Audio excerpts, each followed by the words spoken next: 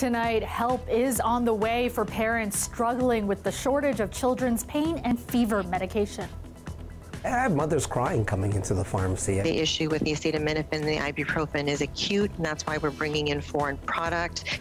Health Canada says the medicine will start hitting shelves early next week, but some pharmacists say a longer-term solution is desperately needed. Plus, not even letting my mind go there and really hopeful that something over the weekend works out for all parties involved.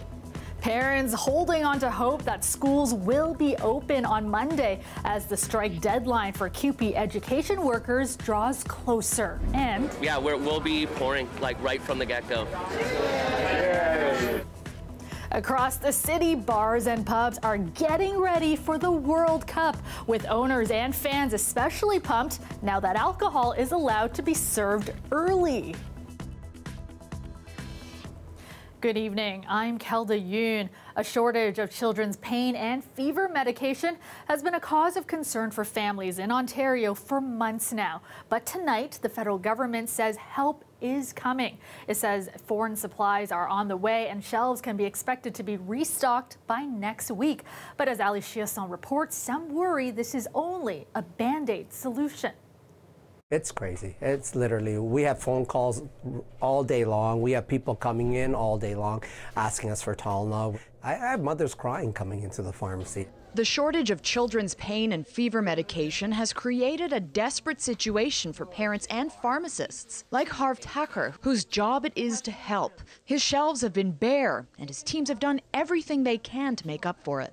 We're telling him to convert tablets into a dose that the child's able to take. We tell them to grind it, put it in applesauce, and give them a dose that way. Some pharmacies are compounding Tylenol. We're giving it in a compounded form, but it has a short lifespan. Now he's taken matters into his own hands. I drove down to Buffalo, across the border of Fort Erie, went to about 5-6 different pharmacies. The U.S. isn't experiencing the shortage we are. I took a few from every pharmacy because I didn't want to leave them in a position where they didn't have any for themselves too. And, you know, I accumulated about 20 to 25 bottles and brought them back. He'll sell them at the price he bought them for, and he's happy to do it, but he shouldn't have to do it. We have to find a different solution. Manufacturers have ramped up production to record levels, but demand has continued to increase and significantly outpaced the supply. Much of the shortage can be blamed on a compounding of respiratory viruses affecting children, including RSV, COVID-19, and the flu. Parents can usually manage feverish symptoms with over-the-counter medication, but without it, more are arriving at already overburdened hospitals. Today, the federal government announced some relief is on the way. The issue with the acetaminophen and the ibuprofen is acute, and that's why we're bringing in foreign product. 1 million bottles will be distributed to hospitals and community pharmacies next week. It's a short-term solution while the federal government looks at increasing domestic drug manufacturing. That's something this pharmacist would prescribe ASAP. Now we're starting to see it in other parts where we're looking at cold medication, general cough medications. We're looking at antibiotics now. Antibiotics are depleting. I think we really need to address this issue before it gets out of hand. Ali Chiasson, CBC News, Toronto. The strike deadline for CUPE education workers is drawing nearer.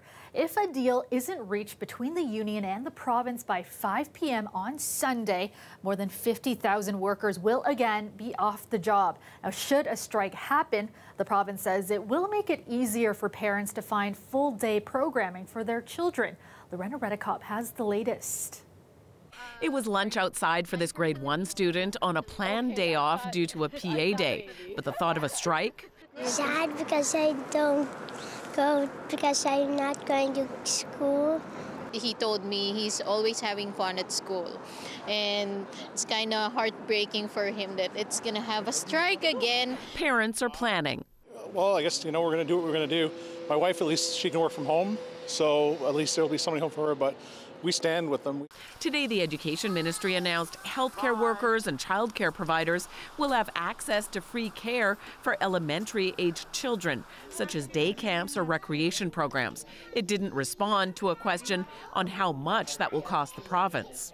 If there is a strike, all TDSB schools will be closed for in-person learning and shift to online. We will keep a number of schools open for childcare reasons to make sure that these childcare operators, should they wish to open.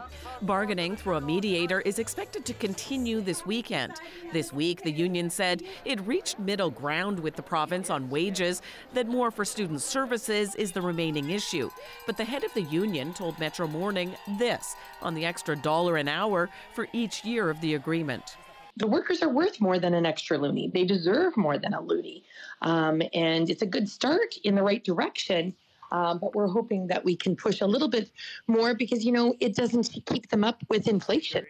Yesterday, the education minister insisted this is only about money. This entire campaign has been under the guise of insisting upon higher pay on the backs of kids. We have significantly increased the pay, $335 million more in a week. We provided a flat rate. We are maintaining the best benefits and pensions. But the union says there's been no more money for extra services.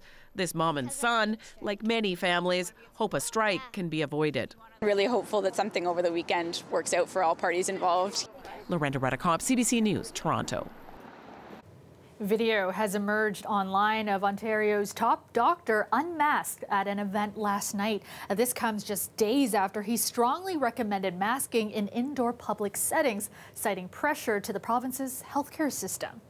Now, the video was posted to Toronto Life's Instagram page. It shows Chief Medical Officer of Health, Dr. Kieran Moore, without a mask, standing close to other guests as they watch a performance. The event was a celebration of the magazine's top 50 most influential people of 2022. And Moore was listed in the number 12 spot for, quote, keeping COVID under control. Asked about the video today, Premier Doug Ford said masking is a personal choice. If you're around vulnerable people, you're around young people, that's going to be your choice. It's the people of Ontario. They've been through 2.5 years of this. They know if they need a mask. They know if they don't need a mask. That's going to be up to them. In a statement to CBC News, the Ministry of Health said, like all Ontarians, Dr. Moore evaluates the risk of each situation, including private events. He follows many layers of protection, including screening daily for symptoms of any respiratory infection, masking when necessary, and distancing when possible. Dr. Moore continues to encourage everyone to use their best judgment on when it's appropriate to wear a mask, particularly around the most vulnerable, including young children. There has been another violent incident at a GTA school. This time, an 18-year-old was shot just after the lunch hour in Brampton. This evening, Peel Police identified a suspect. Investigation revealed that the suspect fled the area in an unknown vehicle at this time. The suspect has since been identified as Jasdeep Desi, a 17-year-old youth from Brampton. Police obtained authorization under the Youth Criminal Justice Act to identify the suspect. They say he is considered to be armed and dangerous, and anyone who sees him should call 911. The shooting happened in the back parking lot of Castlebrook Secondary School near the Gore Road and Garden Brook Trail. Investigators say the victim, a student at the school, is currently listed in stable but life-threatening condition. Well, people in parts of western New York State woke up to a blanket of snow nearly a meter deep today, and the accumulation of snow could almost double by late Sunday. Road travel advisories and outright bans were in place this morning. Several centimeters of snow have been falling hourly, but it has been uneven. One town located just 40 kilometers from areas with the highest snowbanks reported about 3 centimeters of snow. And most flights at Buffalo's airport were canceled, and the city's schools were closed. All right, let's go to Dali Ashry now with more on this. And Dali, as we just saw, Buffalo, Western New York just hammered with snow. Parts of southern Ontario will also be greatly affected. That's right, Kelda. I mean, it's really going to start making its way into some parts of Ontario, as you mentioned, especially near the Niagara region, and especially in Buffalo, we're seeing snow that's up to 10 centimeters, and we could be seeing similar conditions here in the Niagara region. But we'll get to that in a bit. What we can be expecting tonight across the GTA, cooler temperatures. The action is mostly southern Ontario, more so than here in the GTA, although we will be seeing a little bit of flurries, a bit of a chilly weekend ahead of us, but there is some light at the end of the tunnel. The daytime high in Toronto 1 degree, a little cooler like we just discussed in some areas across the Golden Horseshoe. Really, if we're talking about London, it's -1 degree. So we're seeing a little bit of those cooler temperatures there. Now, we will be seeing similar conditions tonight. But first, let's just take a closer look. There is a snow squall in effect for, like we said, most of the southern part of Ontario. And that is because of that lake effect coming into that region. And it is going to be a windy one, really, across the GTA, and mainly, as we could see here, in some parts of southern Ontario. But we'll have more on later what we can be expecting as we head into the weekend. Kelda? Thanks so much, Dahlia. The Canadian men's soccer team will play their first World Cup match on Wednesday, but the action gets underway in Qatar on Sunday, and bars across the city are ready for it. And good news for many fans, bars will be able to serve alcohol as early as 7 a.m. for the duration of the tournament. The Alcohol and Gaming Commission of Ontario making the change to align with some of the early morning matches. Dale Manukdug has more. The World Cup starts on Sunday, and bars like the Dog and Bear are expected to be packed wall to wall, and even more so because alcohol service is going to start earlier. General Manager Shane Cox has worked at the English-style pub since it opened over a decade ago and has seen his share of World Cups and Olympics. We fortunately have such a great staff back here. Everyone's willing to commit to the tournament. We all know we're going to get worked. We know it's going to be packed again, especially for England and Canada. The bar is big on football. Patrons tonight were even drafting a World Cup pool, and it will only get busier with alcohol service starting at 7 a.m. It's tenfold. The margins go from here to here. So we're going to go talk to some people about what they think about the upcoming World Cup, and of course, the booze that starts at 7. You can start serving alcohol at 7 a.m. for the entire World Cup. Oh, I'm here for it, yeah. But you're not allowed alcohol over there, which is kind of hilarious.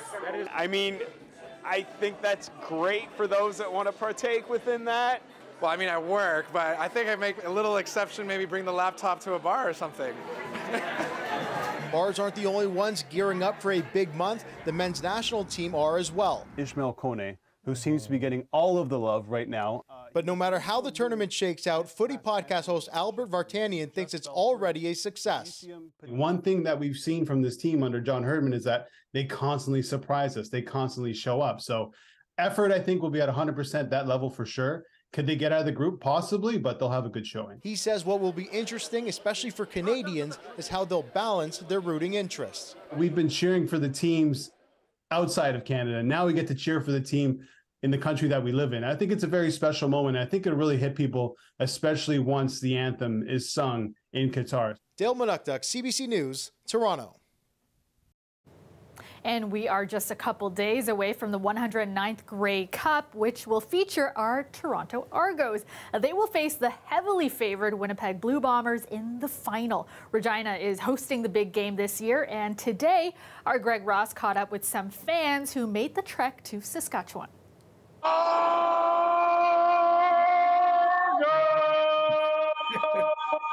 Argos fans may be outnumbered this weekend in Regina, but those who are there are making sure they are being heard loud and clear, although they haven't all adapted to the weather just yet. It's cold. Lori Bursey is the president of the Friends of the Argonauts fan club. She managed to stay warm today, attending a number of indoor Grey Cup events in Regina. She says an Argos win on Sunday would definitely take her mind off of the frigid temperatures. And she believes if there's any team that can knock off the two-time defending Grey Cup champion Winnipeg Blue Bombers, it's her Argos. What's really made us successful over the last several weeks is their belief in each other.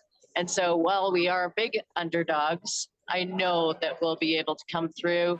After last week's convincing win over the Montreal Alouettes in the East Division final, Argos players are also feeling confident. We feel like we're the favorite, we're prepared, we believe in ourselves, and we're all that matters to us. The Argos are also getting support from fans of the hometown Saskatchewan Roughriders, mainly because of the rivalry they have with the Blue Bombers. There's a lot of anybody but the Bombers. The only people that are going to be cheering for the Bombers are the Bombers themselves and Tightcats. But that's probably about it. It's good this year to see a lot of people coming to our side. Back here in Toronto, some local sports bars are hoping to cash in on the Argos playing in the Grey Cup. This is definitely an Argos supporter bar. The Brazen Head pub is not far from BMO Field. They had lineups last week when the Argos played in the East Final, and they expect more of the same Sunday. We're going to have the game on, we're going to have sound, we're going to have some other surprises, hopefully. The Argos will be looking to win their 18th Grey Cup. The last time they won was back in 2017. Greg Ross, CBC News. Welcome back. Elon Musk officially took over Twitter less than a month ago. Since then, he's repeatedly made headlines with bizarre business plans, broad layoffs, and this week, an ultimatum to staff that has workers leaving in droves. Nisha Patel takes us through the latest developments. Okay. After almost a decade at Twitter, Everybody here, we're all about to get fired from Twitter. These employees are out of work. New owner Elon Musk gave an ultimatum requiring what he called a hardcore work culture. They declined. The platform is in turmoil. There's no ifs, ands, or buts about it. There's a mass exodus. Twitter closed its offices for the weekend amid hundreds of resignations, shedding workers who kept the site running and reliable. It's 240 million users. There's going to be bugs. There's going to be patches. We can see outages across the board. To skeleton staff. Just last week, Musk fired nearly half the global staff, and companies like Volkswagen and GM have pulled their ads. Advertisers are leaving, and if there's no revenue, then there is going to be no platform. So they got to get their act together. Insiders worry the site won't be able to function. Many users now taking to the platform to say goodbye, with more than 1 million tweets labeled RIP Twitter, some looking for alternatives. There isn't really one platform right now that I think can take Twitter's place. They're just too small, they're too complicated. So people are spreading out. This technology journalist says the virtual town square is a powerful tool that's driven conversations, connections, even careers. It's a news source for a lot of people, but it's also a place of community and joy. So definitely there's mixed emotions, but if it were to disappear, a lot of sadness. Musk chirped at the drama, posting a photo of a tombstone with the company logo and writing, "What should Twitter do next?"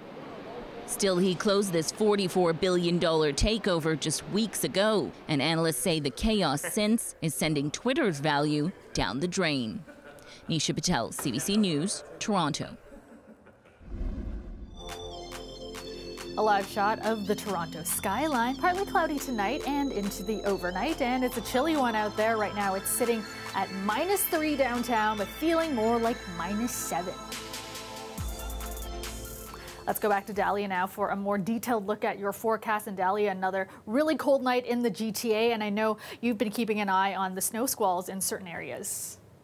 That's right, Kelda. I mean, we are not experiencing the snow squall here across the GTA. That action is really near the border, so it's coming from Buffalo, and it's really making its way into Niagara. Anywhere near the lakes really is where we're going to be seeing that near zero visibility, up to 10 centimeters of snow, which we'll get into in a bit. Earlier, we talked also about the windy conditions. Now, that is also impacting the GTA. Quite a windy one for the weekend here in Toronto, but also in some parts of southern Ontario, and especially when we're talking about the Niagara region. The daytime high in Toronto today, 1 degree, and that is expected to drop overnight tonight. Now, there is a snow squall that is in effect, like you mentioned earlier, Kelda. That is mostly near here, as we could see, near Buffalo and near the St. Catharines, Niagara region, near Hamilton, and some parts near Cottage Country. And that is, again, because that lake effect that's giving those conditions and snow. We could be seeing snow up to 10 centimeters, especially it will be picking up as we head into Saturday afternoon, so near zero visibility. If you don't have your winter tires, make sure you get them because you will need them. As for the GTA in Toronto, we just need to make sure that we're bundled up over the next few days because it will feel a little chilly, feeling a lot more like Christmas, as even though we're still a ways away, but we are getting a little bit of that flurries, more of that white stuff. And like I said, it is going to be windy. We will be seeing winds gusting up to 50 kilometers an hour, even up to 60 really as we head into Sunday. But there is a bit of a light at the end of the tunnel as we head into Monday. It is expected to calm down a little bit with the wind, but not the case really for southern southern Ontario. I mean, we're seeing as we head into Sunday and going into Monday, winds could still be quite heavy and gusting up to 60 kilometers an hour. And still some of that snow could be carrying into Monday as well when you commute to work in some parts of southern Ontario, Niagara region, GTA, not so much. Tonight, temperatures will drop to -6, so it is quite chilly. It'll feel more like -14. Like I said, we will be expecting those cooler temperatures as we head into the weekend, so we might want to plan for some more indoor activities, unless you like the cold, then maybe some outdoor activities. And then as we head into the commute on Monday, well, we're back into those single digits, but also in the plus digits. So something to look forward to on Monday. Kelda? Oh yeah, definitely. Thanks so much. Finally tonight, Toronto's Santa Claus Parade is this weekend and in person after 2 years of being just a TV-only event. Now, thousands of people are expected to line the streets to see the Jolly Man in red. Our camera's got a sneak peek at what you can expect.